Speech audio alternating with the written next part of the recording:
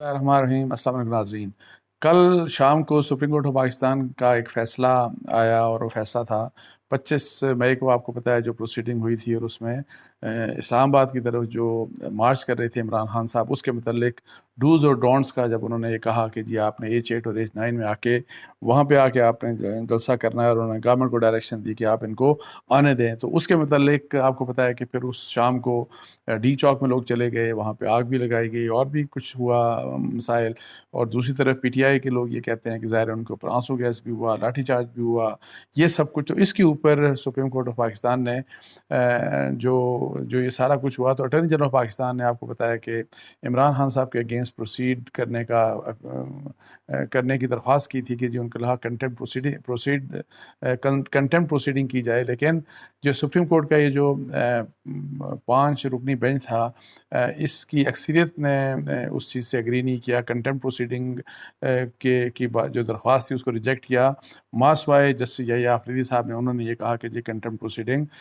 Start ہونی چاہیے against Imran Khan. اچھا، یہ آپ جب فیصلہ کرتے ہیں تو پھر آپ کو پتہ لگ جائے گا، جب میں پڑھوں گا، کہ کیا یہ عمران خان صاحب کے حق میں جاتا ہے اور کیا اس کے جو آگے وہ مارچ کرنا چاہ رہے ہیں وہ آپ کو پاسبل لگتا ہے کہ نہیں لگتا۔ تو وہ میں تھوڑا سا آپ کو پڑھ کے پہلے سنا دوں کہ اس میں کیا لکھا ہے، تو پھر اس کے اوپر بریفلی ڈسکشن کر لیں گے۔ اچھا، وہ یہ تھا جی کہ جو ہے سپریم کورٹ کے اکثریتی فیصلے میں، بینچ کے اکثریتی فیصلے میں کہا گیا کہ پرامن احتجاج آئین کے تحت تو بنیادی حق ہے، مگر یہ حق ریاست کی اجازت سے ہی استعمال کیا جا سکتا ہے۔ ریاست نے عمران خان کو اجازت نہیں دی تھی، وہ خود آ گئے تھے۔ اجازت نہ دینے کے لیے معقول قانونی بنیاد ہونا لازمی ہے۔ اب یہ ہے کہ حکومت نے اجازت کیوں نہیں دی، ان کو اپروو کرنا پڑے گا، گورنمنٹ کو بتانا پڑے گا کہ جی یہ وجوہات تھیں، اگر وہ اس سے سیٹسفائی نہیں ہوتے تو اینی آؤ یہ کسی بھی سائٹ کے اوپر یہ بات جا سکتی ہے۔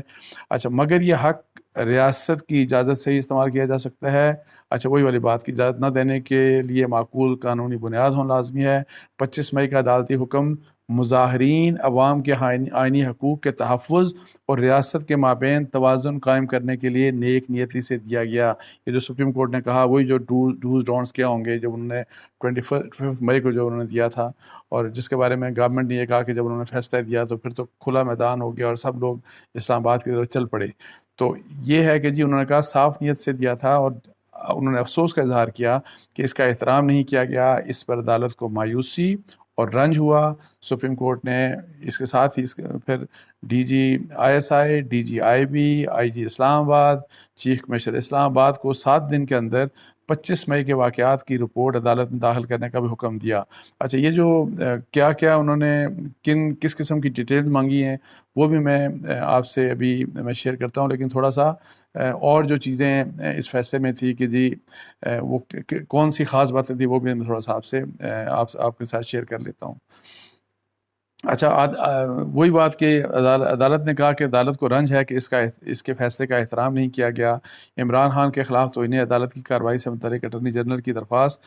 مسترد کی جاتی ہے۔ حقائق کی روشنی میں دیکھنا ہے کہ آیا عدالت کو دی گئی یقین دہانیوں کے خلاف ورزی پر توہین عدالت کی کارروائی کی جا سکتی ہے، اور کسی کے خلاف توہین عدالت کی یہ کارروائی اس کیس سے الگ ہوگی۔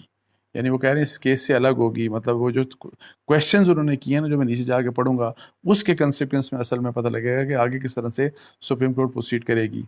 اچھا، وہ سپریم کورٹ نے یہ بھی کہا کہ عدالت جائزہ لے گی کہ کیا اکسانے والے کے خلاف توہین عدالت کی کارروائی کے لیے دستیاب مواد کافی ہے۔ یعنی عمران خان صاحب ابھی یہ ریجیکٹ تو کر دی انہوں نے اٹارنی جنرل کی درخواست، لیکن عمران خان صاحب کلیئر ابھی نہیں ہوئے۔ وہ سپریم کورٹ کہہ رہی ہے کہ جو مواد ہمارے سامنے آئے گا اس مواد کے بعد ہم فیصلہ کریں گے کہ وہی جو اکسانے والی بات کے واقعہ انہوں نے اکسایا کہ نہیں اکسایا۔ اول یہ کہ عمران خان نے ریلی یا عوامی جلسہ ختم کر دیا تھا۔ دوسرا یہ کہ مصلحت تقاضا کرتی ہے کہ اسٹیک ہولڈرز کے مابین سوچ بچار کے لیے وقت دیا جائے۔ انہوں نے یہ بھی ظاہر ہے کہا کہ جی کس وجہ سے ہم اس وقت جو ہے وہ کنٹمپٹ پروسیڈنگ نہیں سٹارٹ کر رہے، بیکاز اس کی کچھ ریزنز ہیں، کچھ مصلحت ہے۔ ادروائز وائلیشنز کا تو وہ کہہ رہے ہیں کہ ظاہر ہے ہوئی ہیں، اور بہت سے جو فالوورز ہیں، بہت سے جو PTI کے ورکرز ہیں اور سپورٹرز ہیں وہ وہاں پہ پہنچ گئے تھے، ڈی چوک کے اوپر پہنچ گئے تھے۔ اچھا، یہ جو میں آپ کو کہہ رہا ہوں کہ جو انہوں نے مختلف سینئر اتھارٹیز جس طرح IG Islamabad, chief commissioner, DGI اور جو دوسرے DGIB، اور ان لوگوں کو جو کہا کہ 7 دن کے اندر کیا کس قسم کی انفارمیشن انہوں نے پرووائڈ کرنی ہے۔ سب سے پہلی بات یہ کہ عمران خان نے کتنے بجے پارٹی ورکرز کو ڈی چوک پہنچنے کا کہا. یاد رہے کہ سپریم کورٹ کا فیصلے کے کافی دیر کے بعد عمران خان صاحب اور سپریم کورٹ کا فیصلہ سب تک پہنچ چکا تھا، اور اس کے بعد جو ویڈیو آئی اس میں انہوں نے سپریم کورٹ کا عمران خان صاحب نے حوالہ دیا کہ سپریم کورٹ نے کہا کہ رکاوٹیں ختم کر دیں، لیکن ساتھ ہی کہہ دیا سب لوگوں کو کہ آپ ڈی چوک پہنچ جائیں، حالانکہ سپریم کورٹ نے H9 اور H8 کی بات کی تھی. اچھا، ایک تو کویشچن یہ انہوں نے کہا کہ کس وقت سپریم کورٹ نے یہ پوچھا کہ کتنے بجے پارٹی ورکرز کو ڈی چوک پہنچنے کا کہا، پھر کب، کہاں اور کس طرح مظاہرین نے ممنوعہ جگہ پر داخلے کے لیے بیریئرز پار کیے. مطلب ہے کہ اگر آپ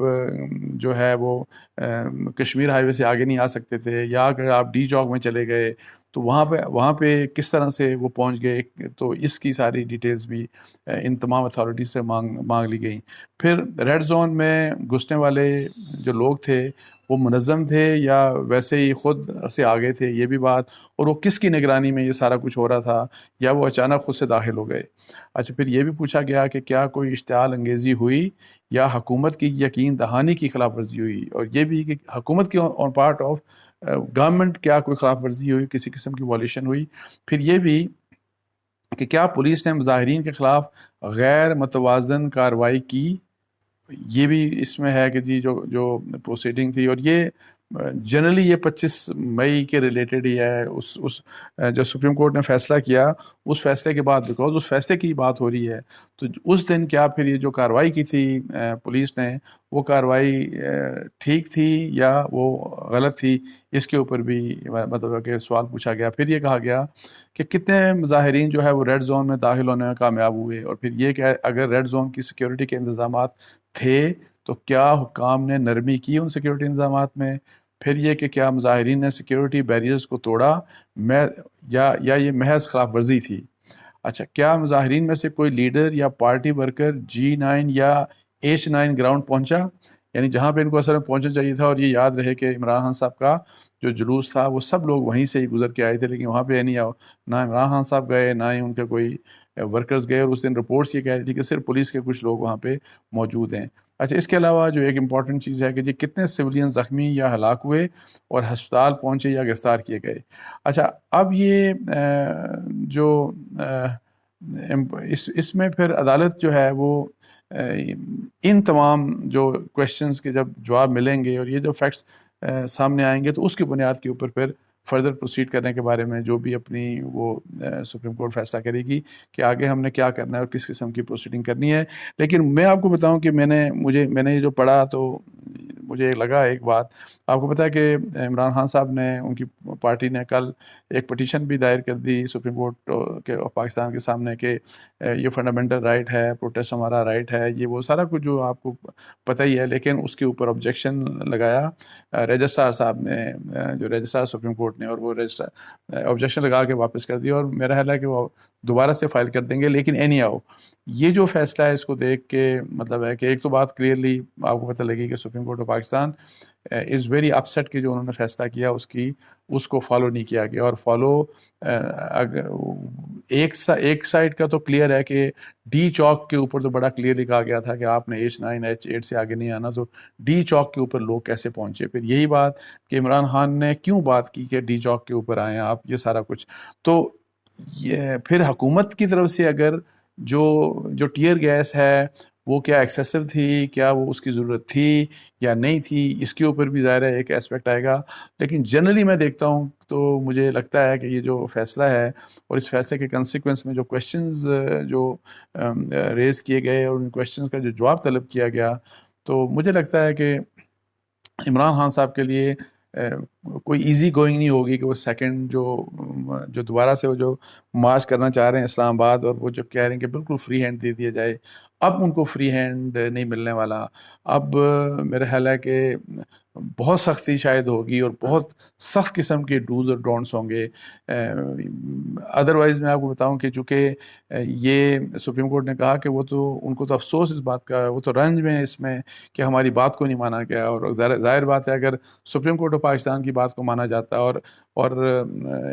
جو پروٹیسٹرز تھے وہ سارے کے سارے ایج 9 اور ایج 8 تک اپنے آپ کو محدود کرتے تو پھر اس طرح اس کا مسئلہ ہونا ہی نہیں تھا۔ جو ہم نے دیکھا کہ جو پودوں کو آگ لگائی، درختوں کو وہاں پہ آگ لگائی، جو رات کا وہاں پہ بڑا ڈپریسنگ قسم کا جو سین تھا، اور پھر آنسو گیس کی شیلنگ، ہیوی شیلنگ ہوئی اور سب کچھ، تو وہ کم از کم ساری چیزیں جو ہے وہ ہم نے نہیں دیکھنی تھی۔ اور آپ کو پتہ ہے کہ اسی کے کنسیکوینس میں وہ جو رات کا سارا وہ جو سما تھا جو کہ بڑا ڈپریسنگ تھا، اسی کی وجہ سے آپ کو پتہ ہے کہ آرٹیکل 245 کے تحت فوج کو بلایا گیا تھا، ورنہ فوج کو پہلے تو بلایا ہی نہیں گیا تھا۔ اور یہ ساری چیزیں، اور یہ خیر انڈیا اچھا کیا کہ عمران خان صاحب نے پھر یہ ہے کہ جی کال آف کر دیا ڈی چوک پہنچنے سے پہلے ہی، ورنہ جیسے وہ کہتے ہیں کہ پتہ نہیں کس قسم کے وہاں پہ نتائج ہوتے، کس قسم کی کنفرنٹیشن ہوتی، کتنا اللہ معاف کرے کسی کی جانیں جا سکتی تھیں۔ تو لیکن یہ ہے کہ اب مجھے ایسا لگ رہا ہے کہ عمران خان صاحب کے لیے جو 2 مارچ ہے، جو دوبارہ مارچ کرنے کی وہ بات کر رہے ہیں، اور اس کے لیے وہ ظاہر ہے پھر دوبارہ اپنے فالوورز کو، اپنے ووٹرز کو، اپنے چاہنے والوں کو پریپیئر کر رہے ہیں، بلکہ تمام وہ جہاد کی بات کر رہے ہیں کہ ہم یہ جہاد ہے، اور سب نے مطلب ہے کہ آنا ہے، اور وہ ڈیٹ دیں گے، اور اسی کے لیے آردو سپریم کورٹ میں ایک الگ پٹیشن بھی کر دی۔ لیکن مجھے تھوڑا سا یہ اب مشکل لگ رہا ہے، اور شاید جس قسم کے لمیٹیشنز اور ڈوز اور ڈونٹس سپریم کورٹ کی طرف سے ان کے لیے آئیں گی، اور تو اس میں مجھے لگتا ہے کہ عمران خان صاحب شاید جو 2 مارچ ہے، جو دوبارہ سے جو مارچ کرنا چاہ رہے ہیں، شاید وہ اس کو سیریسلی ریویو کر سکتی ہے پی ٹی آئی۔ تو اس کے ساتھ ہی مجھے اجازت دیجیے، جزاک اللہ، السلام علیکم ورحمۃ اللہ۔